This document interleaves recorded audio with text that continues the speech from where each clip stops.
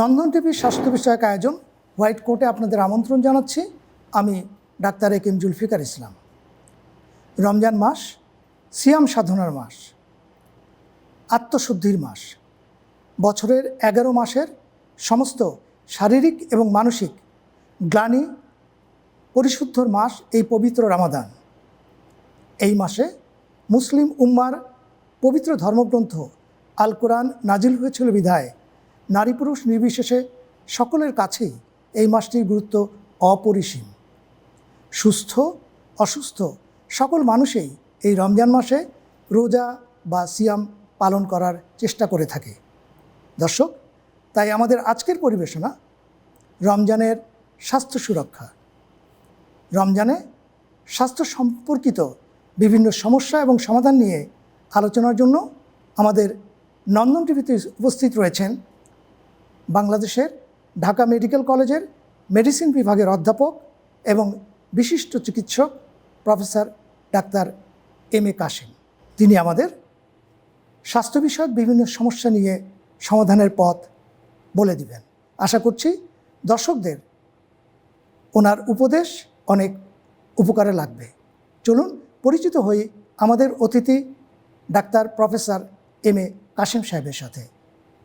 আসসালামু আলাইকুম। ওয়ালাইকুম আসসালাম।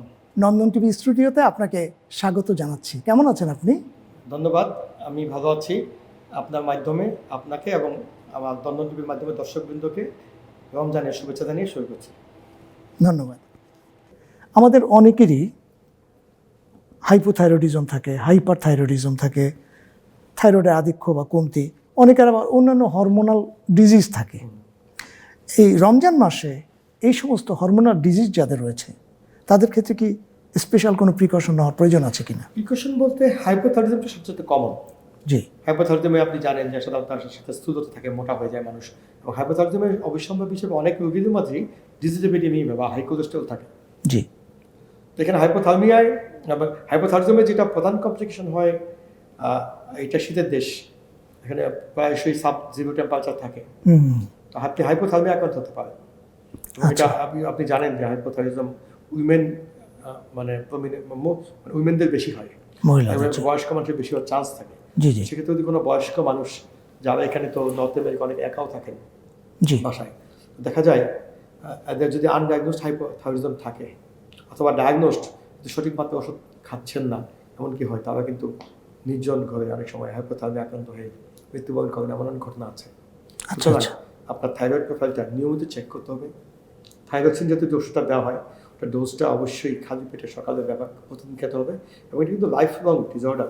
সুতরাং আপনাকে অবশ্যই, আপনি যদি প্রাইমারি হাইপোথাইরয়েডিজম হয়, অবশ্যই আপনাকে সবসময় ওষুধটা খেতে হবে। এবং খেলে সাধারণত নির্ধারিত মাত্রায় কয়েক মাস পর পর থাইরয়েডের প্রোফাইলটা চেক করে এটাকে যদি কন্ট্রোলে রাখেন কোনো সমস্যা নেই। আর যদি ইতিমধ্যে আনকন্ট্রোল হাইপোথাইরয়েডিজম হয়, তাহলে আপনি বাইরে যাওয়ার সময় প্রথমে ওষুধ তো খেয়ে আপনি কন্ট্রোল করবেন, এবং এই সময়টার মধ্যে আপনি শীতের হাত থেকে রক্ষা পেতে জন্য সর্বোচ্চ মাত্রায় চেষ্টা করতে হবে। হিটিং সিস্টেম ঠিক রাখা, হ্যাঁ, বাইরে গেলে প্রপার ড্রেসেস পরা, যেন শীতে আপনার সমস্যা না হয়। আর হাইপারথাইরয়েডিজম হলো তার উল্টো অসুখ। এখানে মানুষ প্রচণ্ড গরম লাগে, অস্থির লাগে, ঘেমে যায়, ওয়েট কমতে থাকে, হার্ট দ্রুত চলে, হ্যাঁ, হার্ট ইরেগুলার হয়ে যাওয়ার চান্স থাকে। ওইটা খুব ভিগোরাসলি ট্রিট করতে হয়। সেক্ষেত্রে তাকে এমনিতেই ওজন কমে যাওয়ার চান্স থাকে। সুতরাং ফাস্টিংয়ের ক্ষেত্রে তার ওজন তখন আরও কমার চান্স থাকে না, সেই ব্যাপারটা নজর রাখতে হবে। আর হাইপারথাইরয়েডিজম নিশ্চয়ই ডাক্তার দেখে কন্ট্রোল করার জন্য ডাক্তার আপনাকে ওষুধ দিয়ে দিবে। সুতরাং এটা নিয়ে খুব বেশি দুশ্চিন্তা করার কারণ নেই। অন্যান্য হরমোন বলতে, অন্যান্য হরমোনগুলোতে আনকমন আছে, যেগুলো আসলে খুব একটা আলোচনা না করলেও হয়। সাধারণত কোনো সমস্যা হওয়ার কথা না। তো সেক্ষেত্রে রোগীরা যেভাবে যে ডোজে আর্লি মর্নিংয়ে যে ওষুধটা খেতে ওইভাবে খাবেন।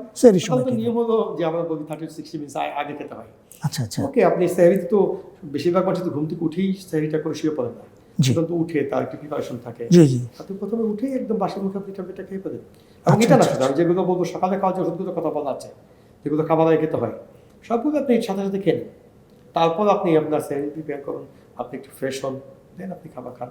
আর যেটা খাবার পরে খাওয়ার কথা, যেটা সেহরি সারা ইমিডিয়েটলি পর পরে একটু খেয়ে নেবেন, তাহলে তো এটা নিয়ে কোনো জটিলতা হচ্ছে না। ধন্যবাদ প্রফেসর এম.এ. কাশেম। আপনার অসম্ভব মূল্যবান সময়ের মাঝে আমাদের নন্দন টিভি স্টুডিওতে এসে দীর্ঘক্ষণ আমাদের দর্শকদের উদ্দেশ্যে অনেক গুরুত্বপূর্ণ উপদেশ প্রদান করলেন। সেজন্য নন্দন টিভি পরিবারের পক্ষ থেকে আপনাকে কৃতজ্ঞতা জ্ঞাপন করছি এবং অবশ্যই ধন্যবাদ জ্ঞাপন করছি। আপনাকে অনেক ধন্যবাদ। আপনি খুব সুন্দরভাবে অনুষ্ঠানটা পরিচালনা করেছেন এবং আপনার মাধ্যমে আমার দর্শকদেরকে আমি রমজানের শুভেচ্ছা এবং রমজানের পর ঈদের শুভেচ্ছা জ্ঞাপন করলাম এবং অবশ্যই নন্দন টিভিকে এই অনুষ্ঠান আয়োজনের জন্য এবং আমাকে আমন্ত্রণ করার জন্য ধন্যবাদ জানিয়ে শেষ করছি। আল্লাহ হাফেজ। রমজান মাস আমাদের আত্মাকে পরিশুদ্ধ করে, শরীরকে করে সংযমী। রমজান মাসে সিয়াম পালনের মাধ্যমে আমরা পেয়ে থাকি আল্লাহ তাআলার অশেষ রহমত। তাই চলুন সামান্য একটুখানি স্বাস্থ্য সচেতনতার মাধ্যমে আমরা এই মাসটিকে করে তুলতে পারি অর্থবহ, আনন্দময়। সকলে স্বাস্থ্যবিধি মেনে চলি, সুস্থ সবল থাকার চেষ্টা করি, শুধু রমজান মাস নয়, প্রতিটি দিন, প্রতিটি সময়। সকলকে অসংখ্য ধন্যবাদ আজকের অনুষ্ঠানে সম্পৃক্ত থাকবার জন্য। আসসালামু আলাইকুম।